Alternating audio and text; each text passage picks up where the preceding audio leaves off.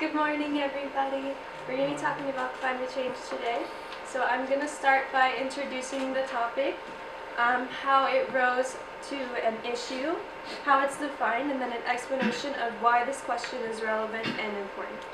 So firstly, it has been cited in the past as inadvertent weather modification, global warming, climate change, and even climate emergency. This issue can be defined as a change in global or regional climate patterns, in particular a change apparent from the mid to late 20th century onwards and attributed largely to rising levels of atmospheric carbon dioxide. It has risen to prominence thanks to politicians such as Al Gore, Alexandria Ocasio-Cortez, and even the young Swedish activist Greta Thunberg. The question of the anthropogenic nature of climate change is an important one to ask because it determines the direction of which we go to minimize its effects. If we accept the answer that it is caused by us, we would need to shift our lifestyle and even our industries in order to accommodate to this issue. However, if we believe that it is not anthropogenic, we can explore other options regarding this issue, and it would also minimize our responsibility as humans. So, like Sarah said, the question regarding climate change has shifted from an if question to a why question. So it's no longer if climate change is happening. It's been proven. It's now why is this happening? Can we prevent it? What are its effects? That's what we are aiming to do in this presentation. Is we want to objectively present all of the facts and opinions regarding this argument, because in the news lots of the information is slighted. You only are seeing one side of the view, and most people don't even realize that there are people who say differently. So we wanted to come and present all of the information so our audience can come to their own conclusion after seeing all of the facts, because people rarely take arguments for both sides. They just pick one side and they're with it till they die. So we wanted to bring the arguments to you to present that. So with our credo, we just wanted to talk about how we want to present the arguments objectively, so that the audience can come to their own conclusion. We didn't want to include any bias while we were writing the report, and that is why. And so, is climate change primarily anthropogenic? And if it is, what does that mean? So we will begin with the arguments in support of anthropogenic climate change.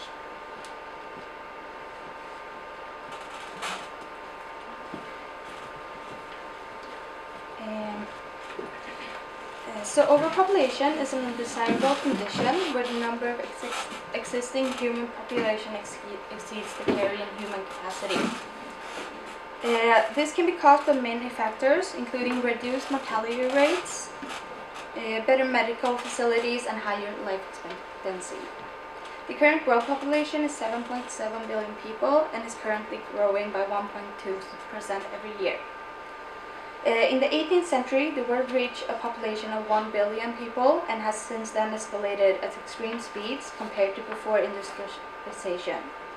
The world population reached 2 billion only 130 years after the first billion, 3 people only 30 years later, 4 billion people 15 years after that, and 5 billion people only 10 years after that. The United Nations is currently estimating the human population to reach 10 billion by the year of 2057. How many of us there are, how many children we have, how long we live, and where and how we live affect virtually every aspect of the planet on which we rely to survive. It comes naturally from that we always will affect our surroundings, that we thereby also affect our surroundings much more, with much more people on the earth. Since the year 2000, the global average life expectancy has been increased by 5.5 years. In earlier years, families have had many children in order to gain economic security later in life. Families also had many children since the child and infant mortality rate was very high, and families were not sure how many would actually survive. And were often prepared that 1 or 2 children would maybe die before the age of 10. However, the total number of deaths under 5 years old worldwide has declined from 12.6 million in 1990 to 5.3 million in 2018. This is done by the creation and usage of vaccines that can prevent almost any deadly child disease. The increase in life expectancy has been driven by first large improvement in housing, sanitation, and education, and later on by the discovery of vaccines and antibiotics. The technological advancements in fertility treatments have helped couples who previously would not be able to reproduce, but in today's society can get help in order to conceive. There are many consequences of overpopulation to the climate, and one important effect when looking at population growth connected to climate change is that not only have the world population grown, but the consumption of resources per capita has increased extreme amounts, especially in the developed countries. More people cause more vehicles, and more industries producing more than ever has led to a big rise in CO2 emissions, bad air quality, and global warming. Our question now is, where will food, water, and other resources for an additional 2 to 3 billion people come from when we are already barely keeping up with 7 billion?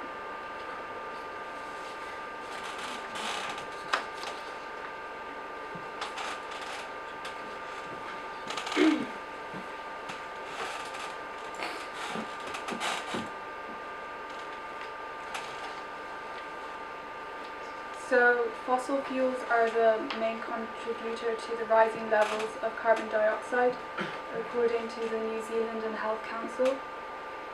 So it's not just the burning of the fossil fuels which is problematic. The burning and extraction have negative health effects on our communities. For example, air pollution kills around 7 million people a year, so 1 in 8 deaths.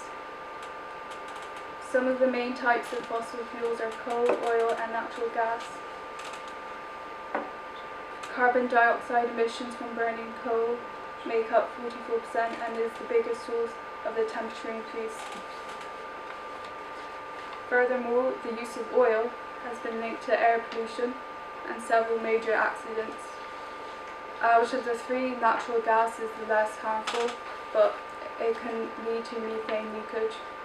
It's not just the burning and extraction, it's also the waste afterwards. According to the Union of Concerned Scientists, coal waste is also problematic, as 50% of pre-processed coal materials can end up as highly toxic waste.